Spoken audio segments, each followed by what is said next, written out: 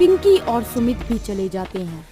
जैसे ही वो लोग उस आवाज का पीछा करते हुए एक कमरे के आगे पहुंचते हैं तो वो देखते हैं कि वहां कोई भी नहीं है और वो आवाज गायब हो जाती है। ये देखकर रोहित अब डर जाता है और बोलता है, दोस्तों, अब तो मुझे भी डर लग रहा है। यहाँ तो कोई भी नहीं है। मेरा नाम किसने लिया? रोहित, हमने तुम्हें